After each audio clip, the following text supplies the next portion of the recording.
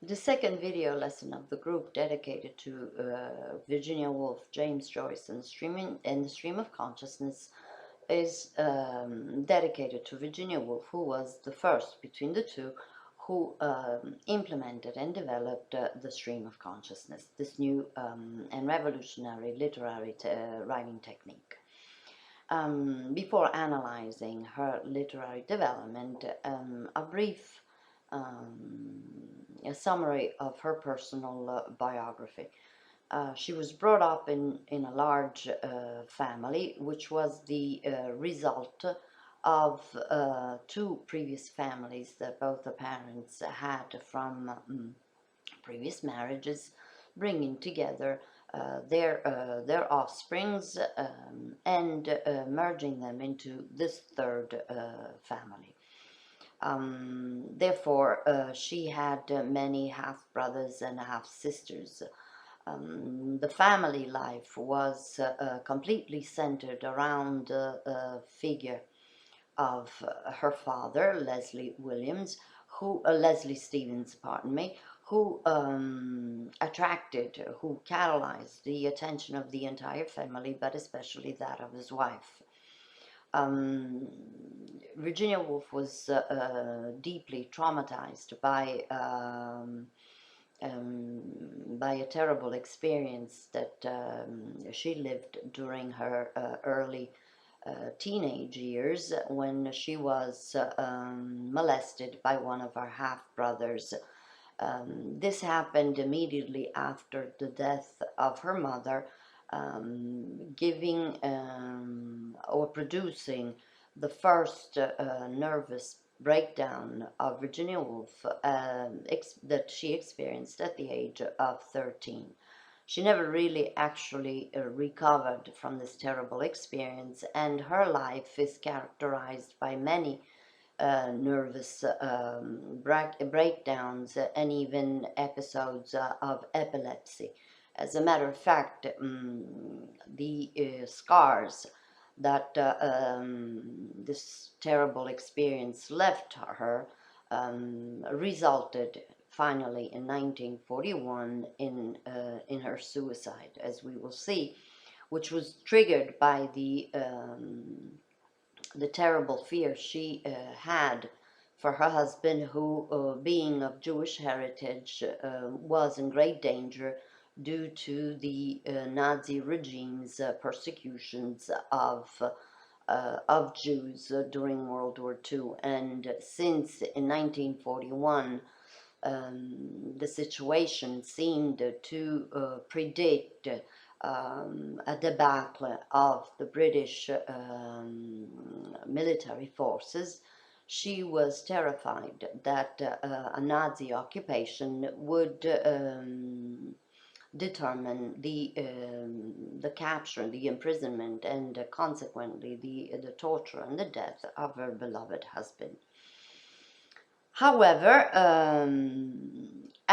when her father died, as we've said, he was an egocentric and narcissistic individual around which the entire family life revolved. She was, to a certain extent, unable um, to free herself from the ghost haunting her from the past, and to go on with her life. She was very young, and she moved out of the family house, living with her sister in the neighborhood of Bloomsbury, and it is the name of the neighborhood, Bloomsbury, which is also used to name a radical, intellectual, active group that she founded with some friends and her sister Vanessa, calling it, like I said, the Bloomsbury Group. The Bloomsbury Group, as we said, was very active, was totally against the break of World War I, and took from the very beginning to socialist ideas, rejecting altogether all the bourgeoisie's precepts and values. They also outlined a sort of modernist or postmodernist manifesto focused on avant-garde aesthetics that meant to break with traditional conventions and promoting the revolutionary new artistic movements, among which we find in the literary picture the stream of consciousness, which, as we said, Mrs. Woolf implemented, experimented with, and developed in her literary production. She was also very active in social and political activities. As a matter of fact, she taught working people at college evening courses, and with her husband Leonard Woolf, she set up the Hogarth Press, which promoted especially the works of these avant-garde artists. Eventually, the Hogarth Press became a very successful business. As far as her literary production is concerned and her development as an artist, she is considered as one of the most influential and appraised writers of English literature. She is most renowned for her development of the stream of consciousness, as we said, but as we're about to see, not only that. She certainly brought forth the most thorough break with previous tradition, that therefore rejecting a chronological order of events, focusing especially on social context, featuring circumstances and situations in which the characters were set, turning instead to what she believed more realistic and urgent, meaning the deep investigation of a character's inner self by analyzing feeling and emotions while living through those circumstances and situations, and how her characters was affected by them. So, in other words, instead of describing the social context, the outside circumstances, to portray um, the manners of the time, to portray a realistic or so-called realistic description of the time, she instead starts from the investigation of the inner self of the character and slowly describes the external world. So she works her way backwards so to speak. In doing so, though, unlike Joyce, as we will see in the next video lessons, Virginia Woolf did not completely eliminate the all-knowing narrator, but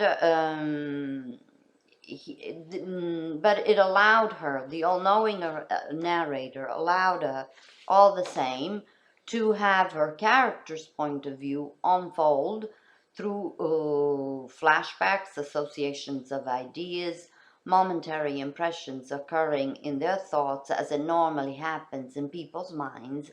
But at the same time, she never really loses control of the situation. She maintains a full control, as a matter of fact, of logical and grammatical organization, albeit in an obtrusively way, by adopting a third-person past tense narrative, succeeding, therefore, in blending together with great mastery the outside events and the inner perceptions that trigger in the character, and therefore accomplishing that exceptional flow of past and present speech and silence that she sought to achieve, and especially which she defined, as far as the characters are concerned, their moment their moments of being, which are in fact rare moments of insightful awareness that allow our characters to grasp the truth, the true reality that is much more profound than what appears in the surface. So, through the investigation of the human mind, of the character's introspection, Virginia Woolf portrays to the reader the true reality of the surrounding world of the character. Virginia Woolf's language is very poetic and elusive. Every word is very carefully chosen to clearly reproduce the most intricate thoughts and express the most intimate feelings. As far as our themes are concerned, the most prominent are four in particular. The first one is the pressing of time and man's difficulty to deal with this inevitable event. The second one is the decaying society lacking any stable point of reference. The third, as we said, the subjectivity of reality. And finally, the gender issue and personal identity, which she deals with in most of her essays and conferences that she was called to deliver, especially at Women's College, because in fact, the way she approaches the topic provides greater awareness, especially for women's emancipation, in which she actively dedicated herself, and especially the novel Orlando exemplifies this last theme in quite a complete and deep way. Thank you.